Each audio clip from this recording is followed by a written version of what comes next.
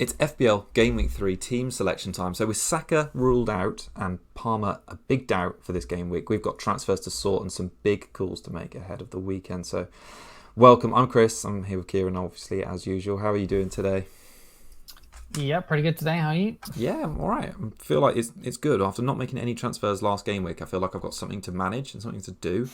So yeah, looking forward to just getting your thoughts on my team and looking forward to seeing what your plans are. So just in the show today, we're just gonna basically preview both our teams, talk about transfer dilemmas because Kieran owns both Saka and Palmer, and then we're also going to talk about captaincy because it's another difficult one this weekend with the field pretty split. So let's not waste any more. Oh, in fact, actually, just before we jump into that, if you're new, thanks for checking us out.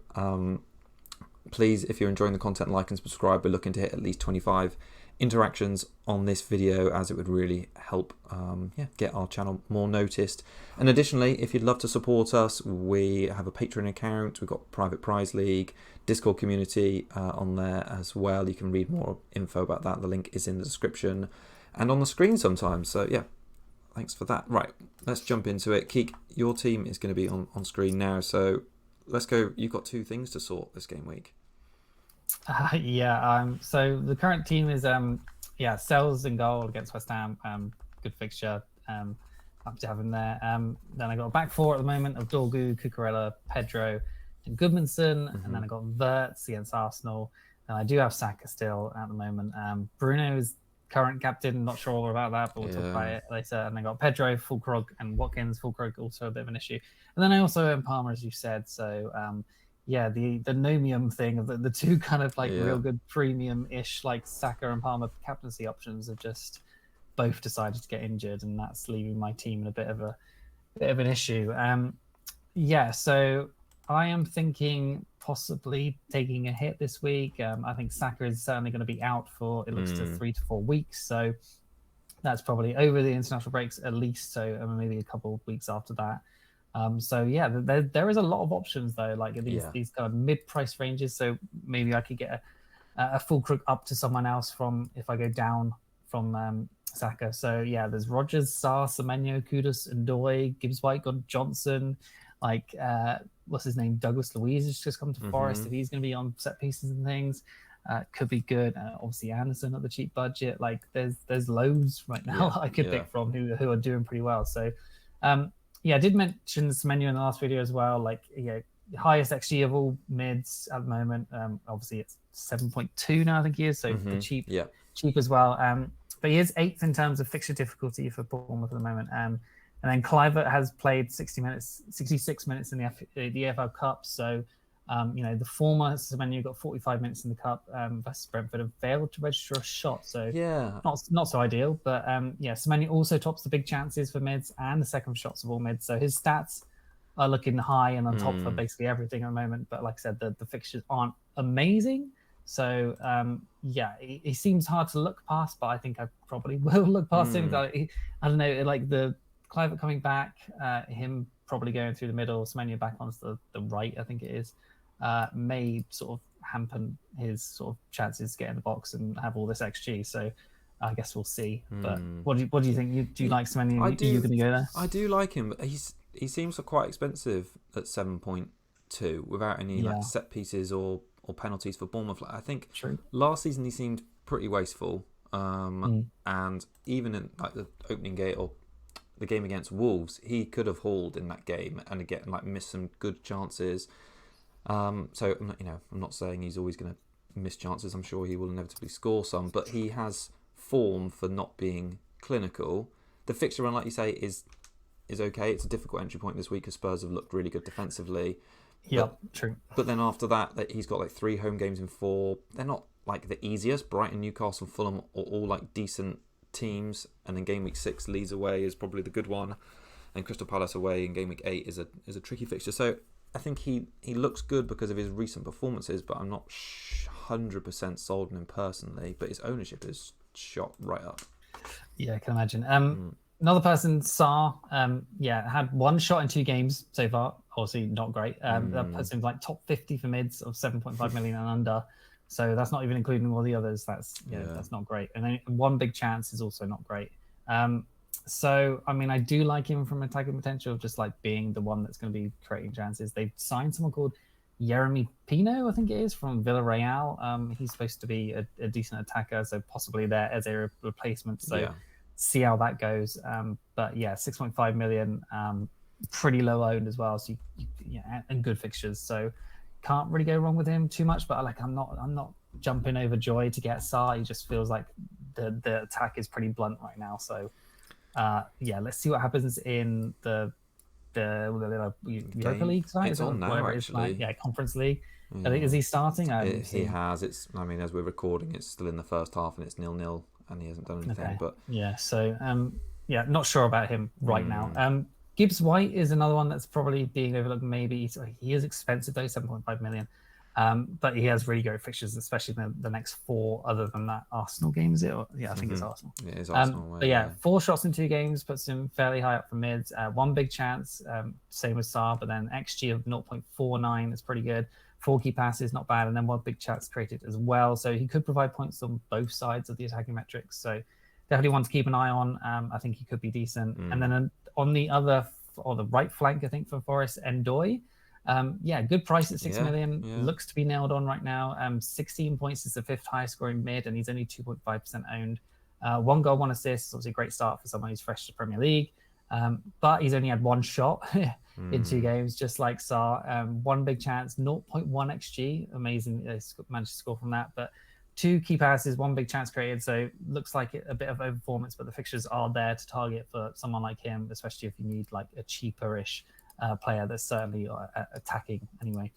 So they play West Ham, Burnley, and Sunderland in the next 4, and with 2 of those defenses being the bottom 6 worst in the league at the moment. So as we'll talk about Wood later, they seem like they should be players we should be targeting for the next few at least. So I like that. I think is also if you're considering you have triple Forest, or that would be your triple or third Forest player, free hit could be an option game week 4 because you wouldn't want to play them all against Arsenal, you wouldn't bench them all. And then when you take out that fixture from the equation, West Ham at home, Burnley, and then Sunderland away sounds really nice. Yeah, I've only got 1 Forest at the moment, so I could I could be looking at least getting 1 of them for now. Yeah, for sure.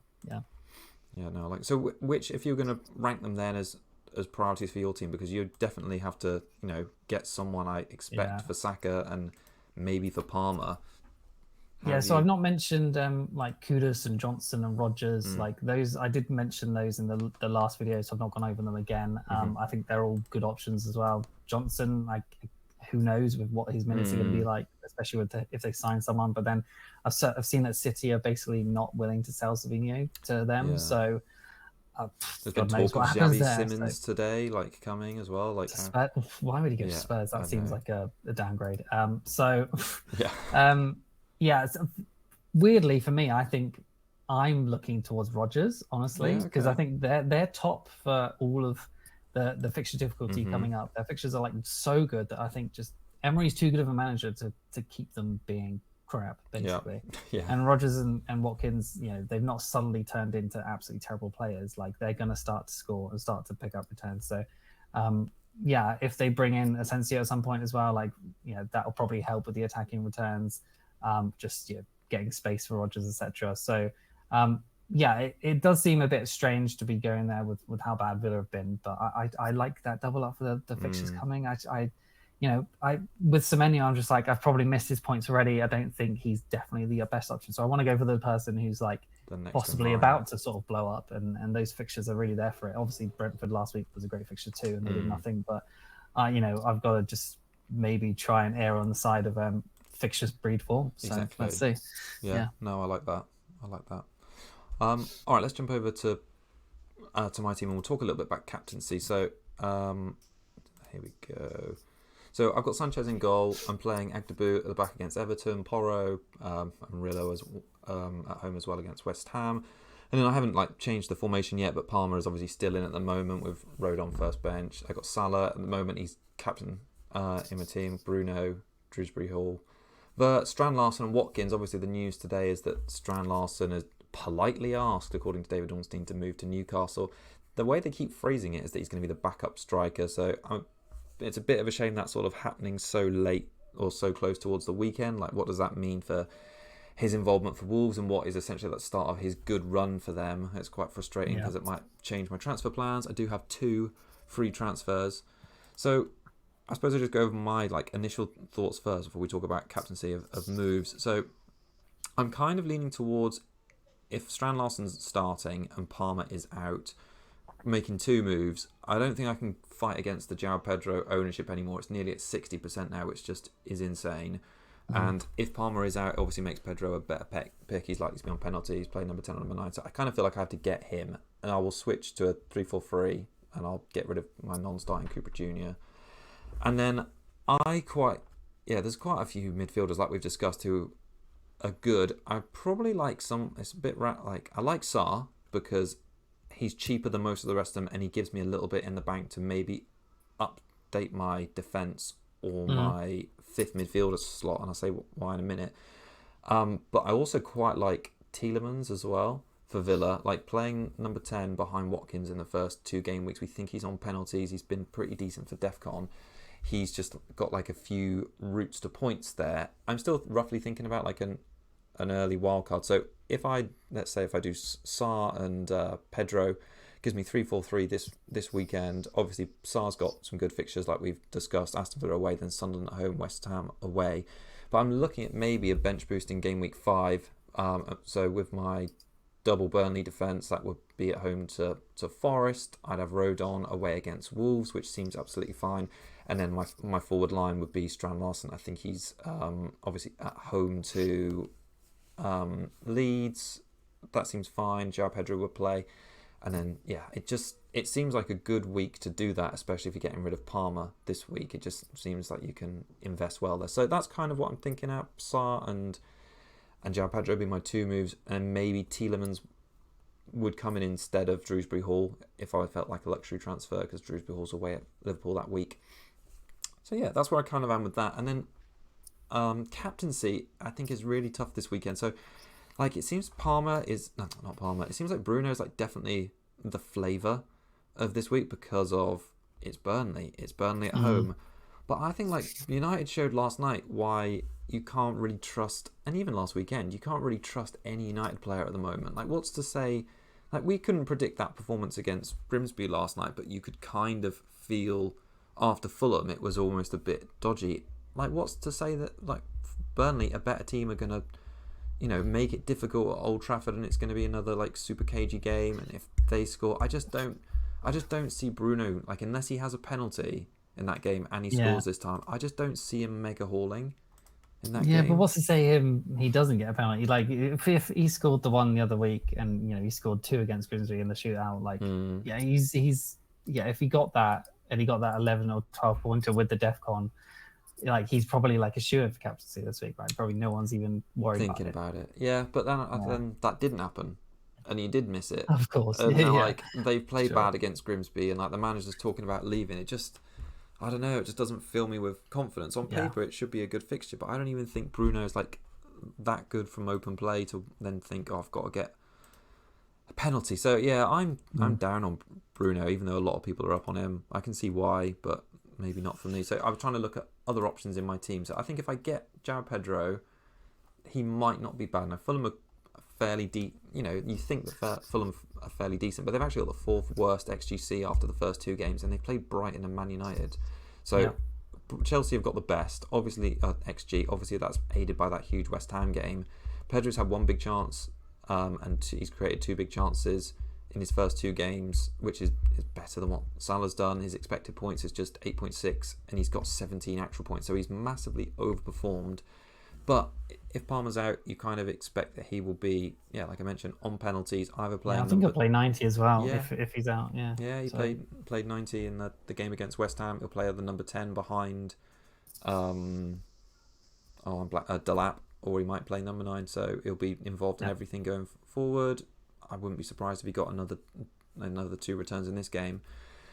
So yeah, Pedro I like for captaincy, but then I just come around and think, is it really such a bad game for Salah at home? It's a huge game for them, for Liverpool. Obviously, it's early on in the season. There's that's more narrative and feeling than any FPL data, but I just feel like Salah's not played well in his first 2 games. He's had fewer shots in the box than João Pedro in the first 2 games, and João Pedro's not even played under an 80. He's also lower on expected points. He's playing an Arsenal side that got the 4th best XGC across the first 2 games. But then I just think it's Salah. He's going to play 90 minutes. Liverpool's attack is, I think it's the 2nd or 3rd best for XG across the first 2. They've scored 7 goals in 2 games. What's to say they're not going to beat Arsenal at home, and I wouldn't be surprised if Salah's involved. So, I don't know, the reason I'm captaining Salah is almost like the same reason I'd be captaining Bruno, is for like a penalty, and I just think then Salah's got more chance of returning an open play even against Arsenal than Bruno does against Burnley. Which seems super boring, but it just... Yeah. I mean, any other sort of time or situation, you'd probably be like, this is a week to go against Salah. But at the same time, like, the alternatives this week are not that great. And if you don't have Haaland, or you can't get to Haaland, then it's, it is a João Pedro or it's a Bruno where you're just thinking, maybe not, sort of thing. So it's really tricky. I think if you've maybe got Haaland, Watkins is a shout, possibly. Yeah, Watkins, if you wanted to go there, like Crystal Palace at home, with them being leggy, maybe. But I can see why you go Salah if you own him, for sure. It's a really difficult decision. When you look at the team, and I've got potential captains in other places, but they've just not performed. They've not returned points so far this season. So it's almost like the comfort blanket of Salah has not played well and gotten a goal and assist. What happens if he has like one good game? Like Strand Larsen has got a good fixture against Everton, who've got like the worst XGC, but it's Strand Larsen, and Watkins is playing against, like you say, a leggy Crystal Palace after playing away in Norway tonight, and they're playing Sunday evening. That looks like a good game on paper, but Watkins has blanked in 2 reasonable looking fixtures. So it's a tough one, really tough this game week.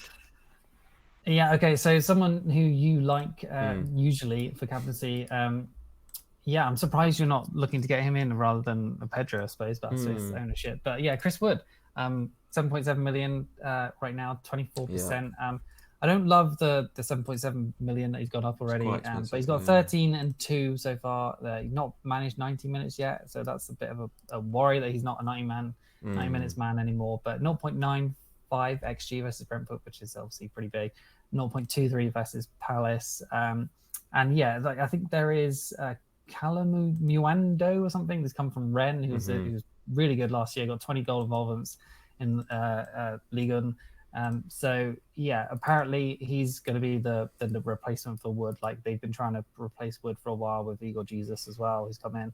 So it's, according to Twitter, it's only a matter of time till Wood is replaced as the number 1 option. But I think the next 4 at least, he's probably not going to be replaced anytime that soon. So so I think he's still the guy, but he's probably not going to make 90 every week, because that guy sitting on the bench, Igor Jesus, if he's playing or on the bench, he can come on as well. So they've got options in that attack, in that striker position now, rather than Chris Wood just every week. But obviously Iwanyi last year was injured, wasn't he, for a lot of it? So Wood had to play 90 basically. So his stats are good so far. The fixtures, if you don't include that Arsenal game, if you free hit or something, the next 4 or next 3 are awesome. So it's hard to look against him this week and any others of the next 2 anyway. So I've got a full crook of my team who I'm possibly looking to just take a hit and bring Wood in for the next 4.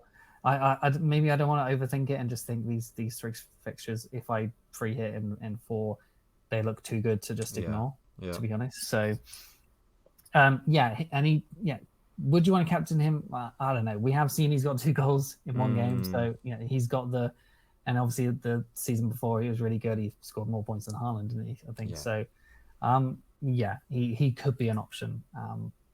It's I'm leaning maybe towards João Pedro, which seems bizarre, but the best XG of the team and the team that's confident right now. So, and shows that they can do it without Palmer if he doesn't start. So exactly.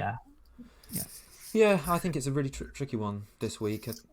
At the moment, as we sit here now and we don't know about Palmer. If Palmer's out, I think it's probably still going to be Salah captain and Pedro vice, but that could switch. The reason I kind of think I'd value getting Pedro more is just the ownership. Pedro's in a better team. He's still going to be on penalties like Wood, and he's probably going to get slightly more minutes. So we assume Enzo can take them. True. So yeah, we don't know that he's definitely on penalties, but yeah, he could be. No. And then just one other thing in my team, I've got Dorgu, who came off at half time. Looked to be tactical switch at the Group C game.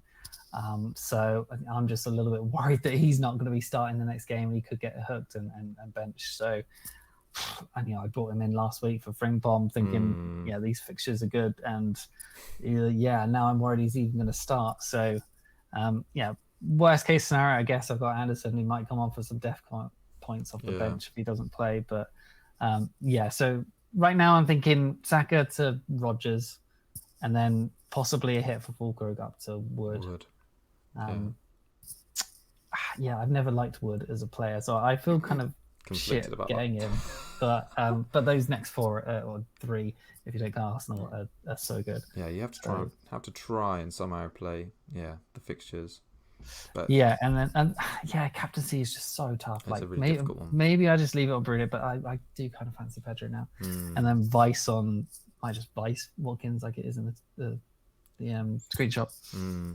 It's such a shame that I had Saka and Palmer again. Just in that scenario, I'm keeping Palmer as well. So he's probably going to drop in price, which sucks. But what can I do? I can't take a -8. I don't want a wild card already. I just don't think I'm ready to play that, because I could just take a hit. I'm in a pretty good. Yeah, if I just take one hit, I'm in a pretty fine situation anyway. So, and I think, like we discussed in the other video, if it's just a couple weeks, then he should be back afterwards anyway, after the international break. So yeah. No, I agree. Okay. All right. Well, I think should we wrap it up there for this week? Yeah, I guess so. Yeah. Super. All right. Well, thanks for everyone for tuning in. If you liked what you saw and you want to see more of it, we'll be back for more of it. But yeah, hit that like and subscribe button. Any questions, comments, or queries you got about your team, just drop them in the comments below, and we'll get to as many as possible before the deadline, which is Saturday morning. That's a reason to not captain João Pedro, because it's the first game of the game week. Oh God, I didn't even see that. Didn't yet. So there's a reason to not do it. But for more of the armband content, we'll be back not next Tuesday, in the second week of the international break, to talk about our teams. Cool. All right. Catch everyone on the next one. Bye. Cheers all. Thanks.